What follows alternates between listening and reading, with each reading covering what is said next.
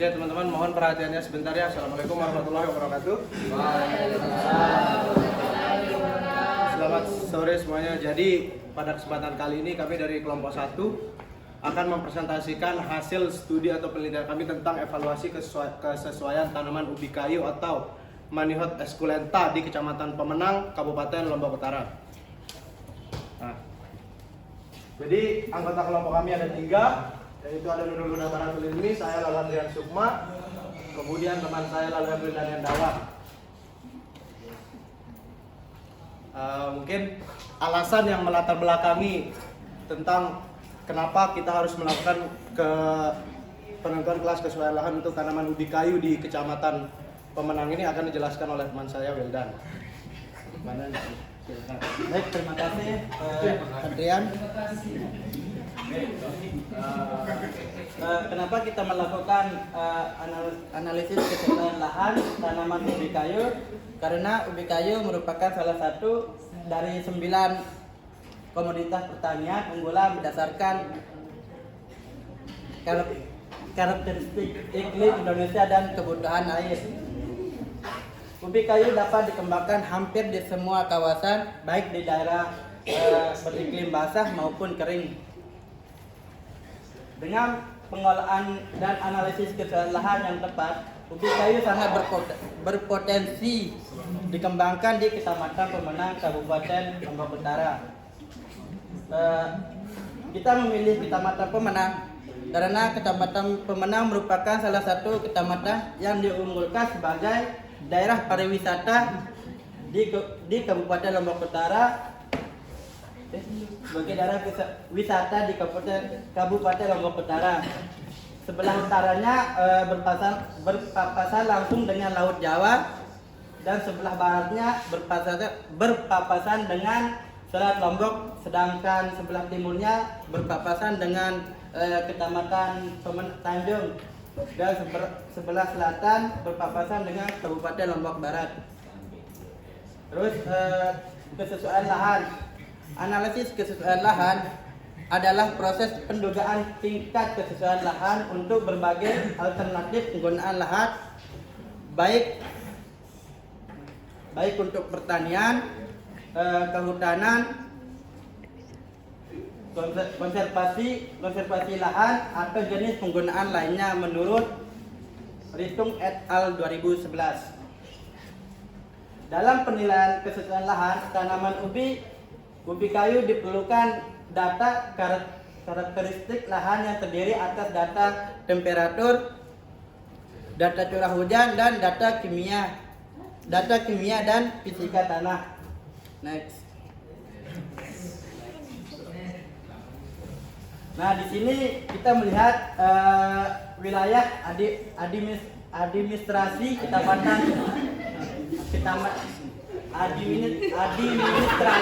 Kecamatan Pemenang, Kabupaten Lombok Utara.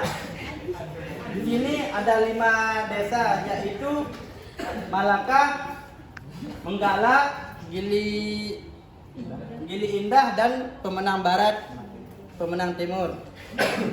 Waktu dan tempat bulan Oktober sampai November 2024.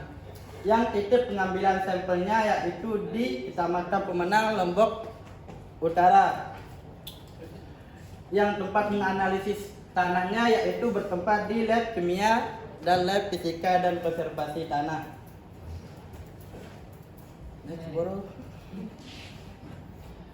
Alat dan bahan. Nah, alat yang kita gunakan di lapangan yaitu ada 7 alat, yaitu GPS, kertas label, klinometer, meteran, alat tulis, dan pisau plastik.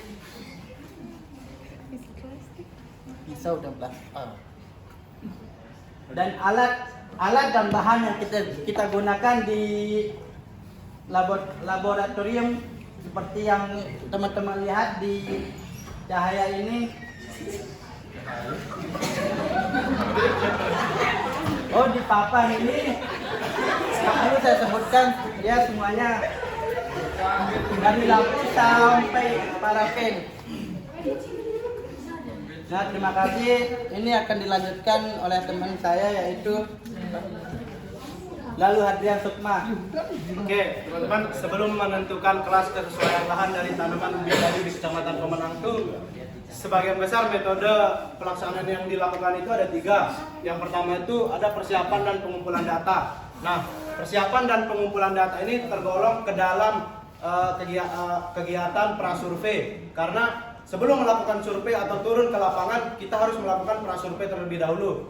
Prasurvei terlebih dahulu ini seperti persiapan dan pengumpulan data. Nah, dalam hal ini kami dari kelompok 1 mengumpulkan data-data sekunder berupa administrasi wilayah, penggunaan lahan, curah hujan, kemiringan lereng, dan kedalaman tanah. Dan untuk kode tanah ini bersumber dari Geomap dari FAO atau UNESCO. Terus data curah hujannya ini bersumber dari data curah hujan BMKG Provinsi Nusa Tenggara Barat. Sedangkan untuk administrasi wilayah, kemiringan lereng, penggunaan lahan, dan kedalaman tanah ini bersumber dari citra satelit yang dikeluarkan oleh Badan Informasi Geospasial.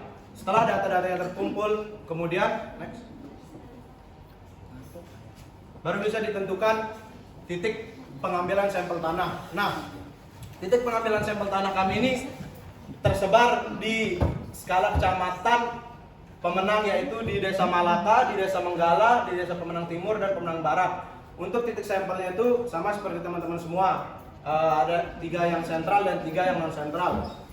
Metode yang saya gunakan untuk penentuan titik sampel tanah ini yaitu metode fisiografik, yang dimana metode fisiografik ini menggunakan metode citra satelit, yang dimana metode fisiografik ini sangat cocok untuk wilayah penelitian yang berskala 1:25.000, yang dimana 1:25.000 itu biasanya skala kecamatan.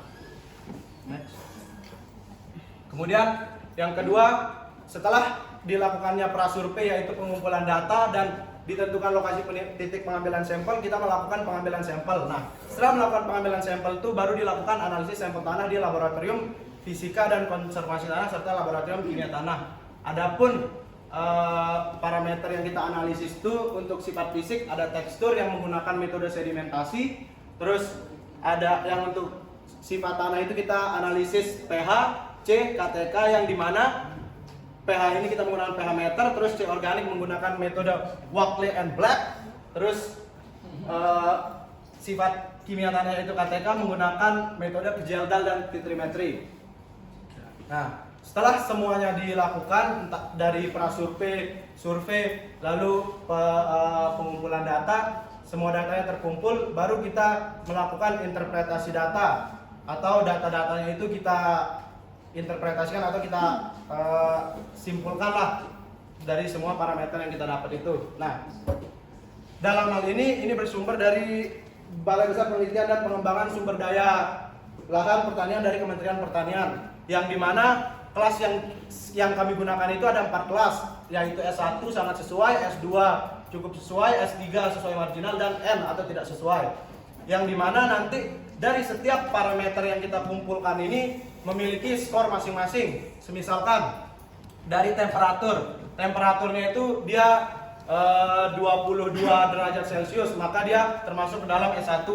Terus S1 itu skornya 4. Kalau dia ke dalam S2 skornya 3, kalau dia ke dalam S2 skornya kalau dia ke dalam S3 skornya 2, kalau dia masuk ke dalam N atau tidak sesuai itu skornya 1. Next. Nah, ini proses interpretasi data tadi. Hasil dari analisis di laboratorium atau data-data yang bersifat di lapangan itu sebelumnya kita spasialkan terlebih dahulu. Artinya kita spasialkan di sini digunakan metode interpolasi IDW, yang dimana interpolasi IDW ini merupakan sebuah metode pendugaan suatu nilai di sekitar tanah dengan suatu titik acuan nilai yang sudah jelas. Setelah kita spasialkan semua parameter, di sini kita menggunakan 11 parameter kan seperti yang ada pada tabel sebelumnya. Setelah kita spasialkan itu, baru kita overlay. Artinya kita overlay ini kita tumpang tindih dia antara setiap parameter yang ke-11 parameter untuk menentukan kelas kesesuaian lahan itu. Setelah kita overlay itu, baru kita scoring. Scoring itu kayak tadi, kalau kemana dia masuk lahannya, kemana dia masuk kelas kriterianya itu, apakah kelas S1 berarti scoringnya 4, 3, 2, atau 1. Kemudian mungkin saya contohkan ya, setelah dilakukannya scoring itu baru kita masukkan ke dalam rumus. Nah, rumus untuk menentukan kesesuaian lahan ini saya menemukan referensi dari Jainuddin DKK tahun 2015 yang dimana I itu sama dengan lebar kelas interval, R itu jarak interval, yaitu skor tertinggi sama dengan dikurang skor terendah, dan N itu jumlah kelas. Nah, dalam hal ini setelah semua parameter itu di scoring, semuanya itu dijumlahkan. Setelah semuanya dijumlahkan itu baru kita hitung jarak intervalnya itu untuk menentukan setiap kelas dari kesesuaian lahannya itu. Nah, dalam hal ini kami memiliki nilai tertinggi dari skor kami itu 34. Misalkan 34, berarti 34 itu dikurang dengan skor terendahnya itu kami mendapatkan 26 hasil dari penjumlahan semua scoringnya itu. Berarti 34 kurang 26 dibagi jumlah kelas yang kami gunakan di sini kan ada 4, berarti dibagi 4 sama dengan 2. Nah, dari 2 ini baru kita menentukan kelas kesesuaian lahannya. Makanya di sini jarak dari intervalnya ini dia ada 2. 27 sampai 29 kan 2, 30 sampai 32 dia 2. Nah, dari situ kita menentukan kelas kesesuaian lahan dari tanaman ubi kayu di Kecamatan Pemenang ini. Next. Nah, setelah dilakukannya semua analisis data itu baru diperolehlah kesesuaian lahan tanaman ubi kayu yang bisa kalian lihat gambaran petanya seperti di depan. Yang dimana hijau tua itu menunjukkan lahan yang S1 sangat sesuai, terus hijau muda itu cukup sesuai atau S2, terus yang oranye itu sesuai marginal atau S3, dan yang merah ini tidak sesuai atau N, yang dimana ini cuma sedikit, dia ada di sekitar Pemenang Barat aja yang tidak sesuai untuk tanaman singkong. Terus yang mendominasi di sini yaitu di Kecamatan Pemenang ini kelas kesesuaian lahan cukup sesuai, seluas 5.001 hektar atau sekitar 70% dari semua kelas yang ada di Kecamatan Pemenang untuk kesesuaian lahan tanaman ubi kayu. Next. Setelah diketahui tingkat kesesuaian lahan dari tanaman ubi kayu tersebut, baru kita bisa melakukan usaha perbaikan, entah itu dari mungkin dia S2 bisa menjadi S1, mungkin dari S3 bisa menjadi S2 ataupun seterusnya. Nah, usaha perbaikan ini bisa dilakukan jika kita mengetahui faktor pembatasnya. Kalau kita tidak mengetahui faktor pembatasnya, kita tidak bisa melakukan usaha perbaikan. Untuk apa kita memperbaiki sesuatu yang benar kan? Berarti kita harus memperbaiki sesuatu yang salah. Nah, jadi di sini nilai aktual yang mendominasi itu tadi kan S2. Dia bisa jadi S1 karena bisa dilakukan pembuatan sepadan teras, karena faktor pembatasnya di sini yaitu kelerengan, yang dimana daerah Kecamatan Pemenang ini memiliki kemiringan lereng yang dominan yaitu agak curam. Mungkin nanti dijelaskan lebih lanjut oleh teman saya. Terus yang tadinya aktual bisa menjadi potensialnya S2 dengan pembuatan sepadan teras dan juga penambahan bahan organik dengan pengembalian sisa tanaman sehingga bisa meningkatkan KTK tanah. Next. Nah, kenapa dia bisa tanaman ubi kayu di Kecamatan Pemenang itu memiliki kelas kesesuaian lahan S2? Mungkin disebabkan oleh beberapa parameter yang berikut ini yang akan dijelaskan oleh saya. Baik, terima kasih. Di sini saya akan menjelaskan yang pertama yaitu batas wilayah, di mana administrasi wilayah Kecamatan Pemenang yaitu sebelah utaranya berbatasan langsung dengan Laut Jawa dan sebelah baratnya berbatasan dengan Selat Lombok. Sedangkan sebelah timurnya berbatasan dengan Kecamatan Tanjung dan sebelah selatannya berbatasan dengan Kabupaten Lombok Barat dengan potensi luas wilayah sebagai berikut: Menggala 2.646 hektar, Malaka 2.438,69 hektar, Pemenang Barat 588,23 hektar, Pemenang Timur 868,85 hektar, dan terakhir Gili Indah yaitu 713,40 hektar. Next. Selanjutnya untuk peta tata guna lahan dan vegetasi, di mana peta tata guna lahan di Kecamatan Pemenang ini ada 12 tata guna lahan, tapi didominasi oleh perbukitan atau kebun dengan presentasi 25,47% dan luas lahan yaitu 1.858,28 hektar. Sedangkan untuk semak belukar dan hutan rimba itu presentasinya sama dan luas lahannya sama. Next. Lanjut untuk ordo tanah, yaitu berdasarkan peta ordo tanah di samping diketahui bahwa ordo tanah yang didominasi di Kecamatan Pemenang ini yaitu ada ordo tanah insektisol dengan luas lahan 6.475,97 hektar dan persentase 89,28%. Namun demikian ditemukan pula jenis ordo tanah entisol dengan luas lahan 777,63 hektar dan persentase 10%. Ordo entisol ini merupakan tanah baru yang berkembang cukup rendah, makanya di Kecamatan Pemenang ini cocok untuk pertanian. Lanjut untuk kemiringan lereng. Kemiringan lereng di Kecamatan Pemenang ini dominan curam untuk yang sentral singkong, sedangkan untuk non sentral singkong yaitu datar. Next. Nah, untuk zona iklim di Kecamatan Pemenang ini menunjukkan tipe iklim berdasarkan klasifikasi Oldman.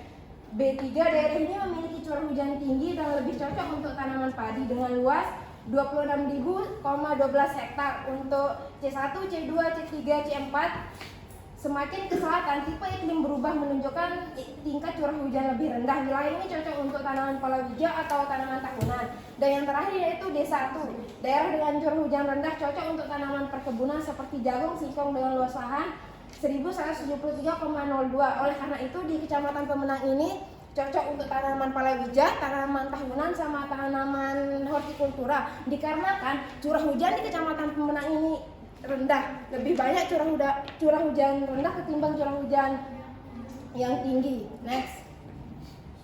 Untuk hasil analisis sifat kimia dan fisika yang kami lakukan ada 4 parameter, yaitu pertama sifat fisik tanah. Menurut Stanto, tekstur tanah adalah perbandingan relatif antara pasir, debu, liat yang dilihat berdasarkan hasil analisis tekstur tanah yang sudah dilakukan di laboratorium. Kami mendapatkan tekstur tanah di sentral singkong yaitu dengan tekstur sandy loam. Sedangkan untuk komoditas non sentral singkong kami mendapatkan tekstur loam, yaitu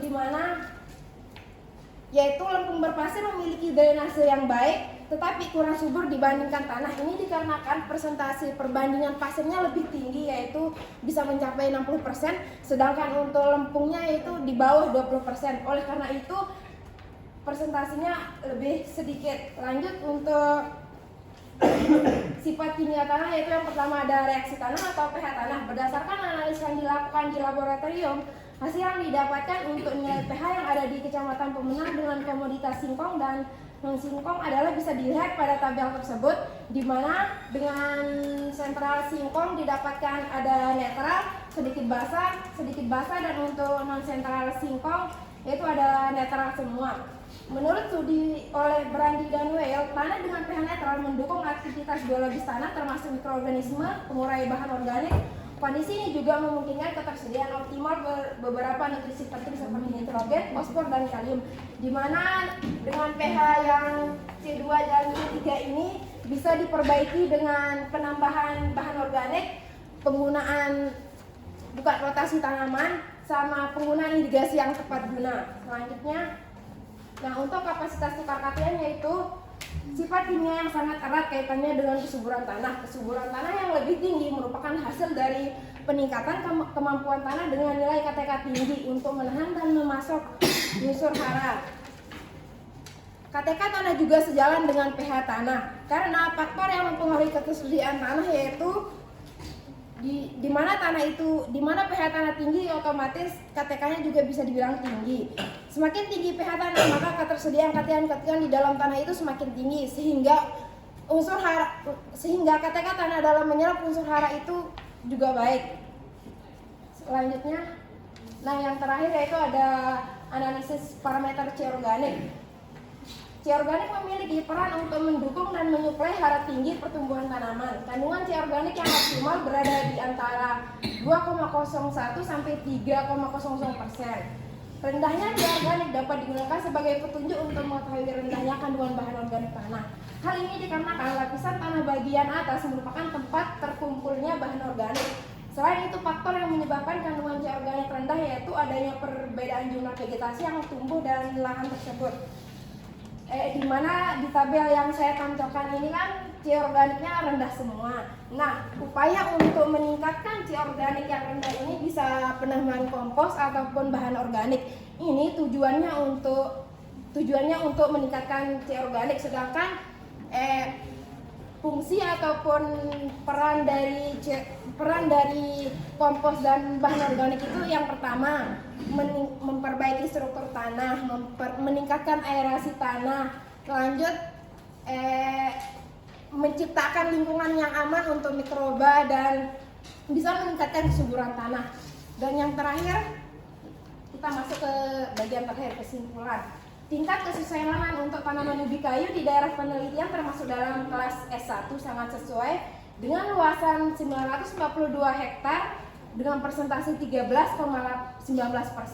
S2 agak sesuai dengan luas lahan 5.001 hektar dengan persentase sekitar 70%. S3 sangat sesuai marginal dengan luasan 1.151 hektar dengan persentase sekitar 16%, dan N tidak sesuai dengan luasan 9,51 hektar dengan persentase sekitar 0,13%. Kelas kesesuaian lahan yang dominan di daerah penelitian adalah kelas S2, cukup sesuai dengan faktor pembatas utama yaitu media perakaran, kedalaman tanah, efektif, dan kemiringan lereng.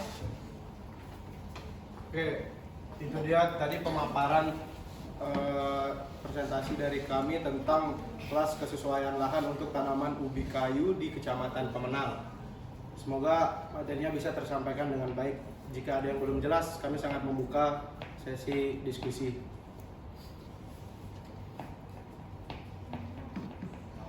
Apakah ada yang ingin bertanya? Ada. Nggak nanya nggak?